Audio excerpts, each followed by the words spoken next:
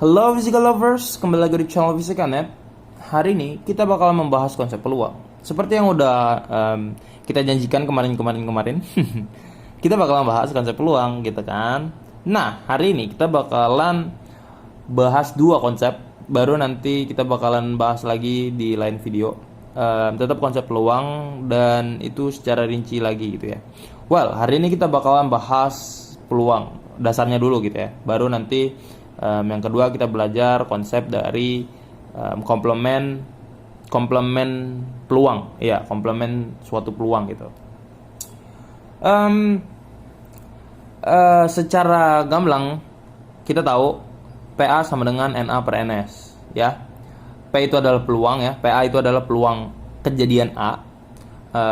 NA itu adalah jumlah kasus yang memenuhi syarat ya. Dalam hal ini A ya, karena kan NA gitu. Terus NS itu adalah ruang sampel.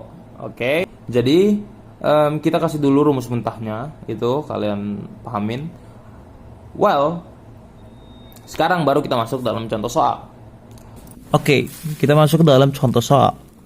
Well, soal yang pertama. Sebuah dadu dilempar ke atas dan berapakah peluang munculnya angka 1 pada dadu tersebut? Nah, jadi dari rumus yang udah kita dapat ya, PA sama dengan NA per NS ya kan. NA sama dengan jumlah kasus yang memenuhi syarat dan NS sendiri adalah ruang sampel. Pada dadu, ruang sampelnya itu kan sama dengan 6 ya. Karena kan di dadu itu ada 6 bagian sisi gitu kan.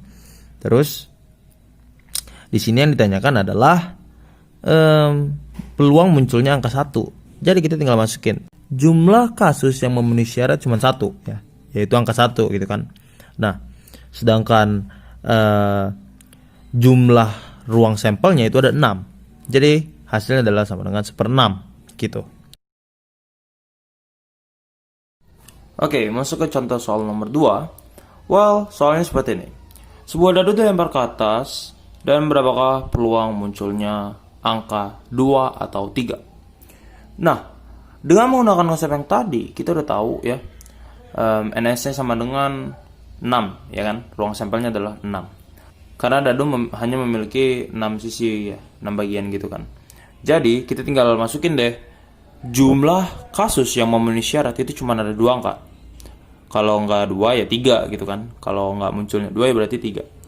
Well, NA per NS berarti sama dengan 2/6 gitu. Kita perkecil jadi sepertiga. Sip. Nah, lihat di sini perbandingan antara soal pertama dengan soal kedua itu lebih mungkin yang mana? Iya, jadi yang lebih mungkin itu adalah soal yang kedua. Kenapa gitu? Karena di pertanyaan yang kedua dia hasilnya adalah sepertiga. Itu yang pertama. Dan yang kedua, karena semakin besar peluang sebuah kejadian, semakin mungkin kejadian tersebut terjadi. Ya.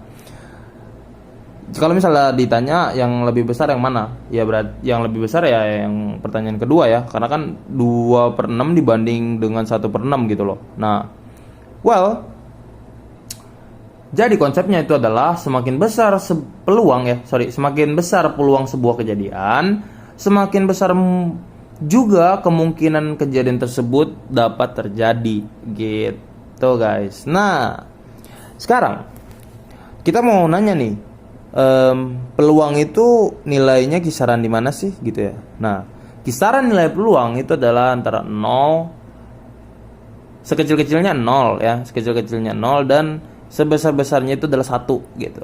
Tapi sebenarnya 1 itu pasti ya, 0 itu juga sebenarnya enggak di nolnya juga sih. Karena kalau 0 berarti udah nggak mungkin dong. Ya nggak sih? Kalau misalnya 0 udah nggak mungkin. Kalau 1 juga bukan peluang sih. Kan kalau misalnya 1 berarti udah bener dong, udah pasti dong. Ya nggak? Contoh, sebuah dadu dilempar ke atas. Nah, yang ditanya adalah munculnya angka 1, 2, 3, 4, 5, 6. Peluangnya adalah 1. Well, itu bukan peluang ya.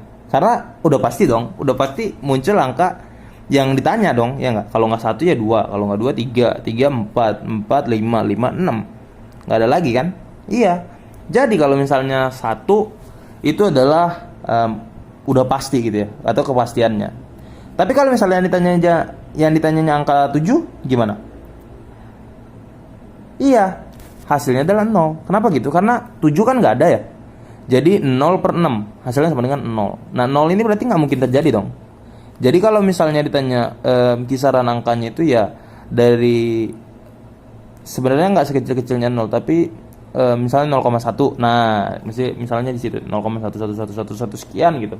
Atau 0,00001 gitu. Terus paling gede misalnya 0,99999 gitu. Jadi nggak 1 ya nggak 0 juga. Karena kan kalau 1 berarti udah pasti, kalau 0 nggak mungkin gitu kan. Nah, baru kita masuk ke dalam konsep komplement. Komplement sendiri ya didefinisikan sebagai selisih ya. Komplement di sini dalam hal peluang ya. Jadi komplement peluang didefinisikan sebagai selisih antara nilai peluang suatu kejadian dengan nilai seluruh kejadian atau kepastiannya. Ingat, kepastiannya itu adalah 1 gitu ya.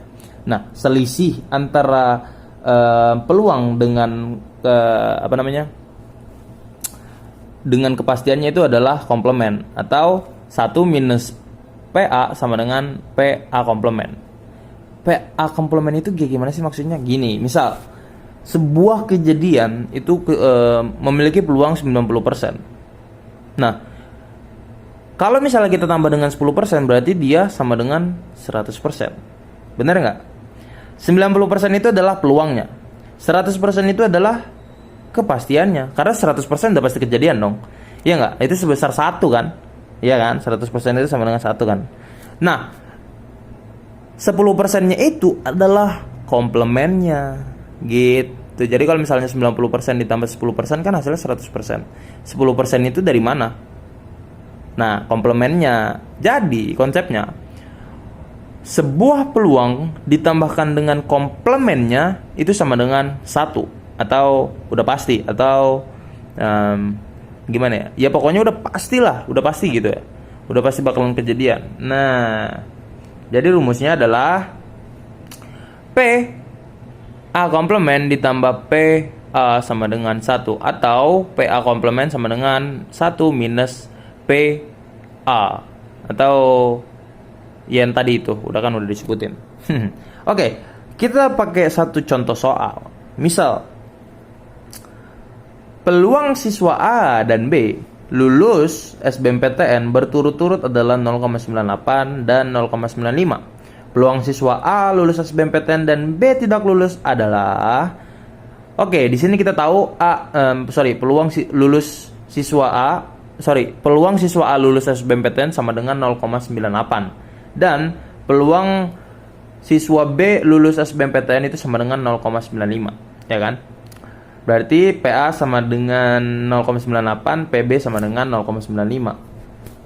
Terus, yang ditanyakan adalah peluang siswa A lulus dan peluang siswa B nggak lulus, ya, tidak lulus kan.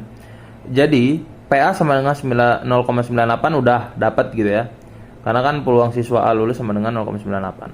Sip. Sekarang, yang kita belum dapat itu adalah peluang siswa B yang tidak lulus. Kan yang kita tahu cuma yang lulus ya. Nah, di sini baru kita pakai konsep komplement. Sebenarnya secara logika aja sih kita udah bisa dapat juga. Karena kan ingat ya, dia pasti lulus itu 1 gitu kan. Nah, dari 1 itu misalnya kita anggap dia nggak lulusnya itu X, dan yang dia lulus itu sama dengan 0,95 kan. Jadi X itu sama dengan 1 minus 0,95. Dan ya nanti kita dapat. Nah, tapi karena kita udah tahu konsep komplement, jadi kita tinggal masukin aja deh. Peluang B tidak lulus itu sama dengan 1 dikurangin peluang B lulus SBMPTN. Iya gak? Jadi, kita tahu nih, peluang si B lulus itu kan sama dengan 0,95 ya. Jadi, peluang B tidak lulus itu sama dengan 1 minus 0,95. Nah, hasilnya adalah 0,05 gitu. Jadi, peluang B tidak lulus itu adalah sama dengan 0,05. Nah, yang ditanyakan adalah peluang siswa A lulus SBMPTN dan B tidak lulus SBMPTN adalah berapa gitu kan. Jadi kita tinggal kalikan aja peluang lulusnya A sama dengan peluang tidak lulusnya B.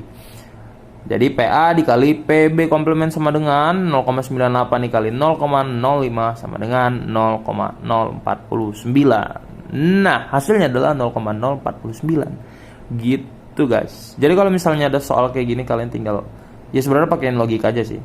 Kalau misalnya misalnya yang B kan. Kalau misalnya A kan tadi kan B udah. Kalau misalnya A berarti A lulus sama dengan 0,98.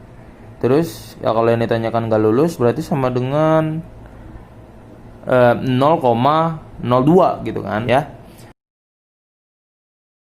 Oke, sip. Itu aja buat video kali ini. Thank you so much for watching. Jangan lupa untuk klik like, subscribe, juga share videonya ke teman-teman kalian.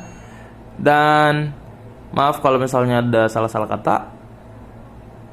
And keep it up.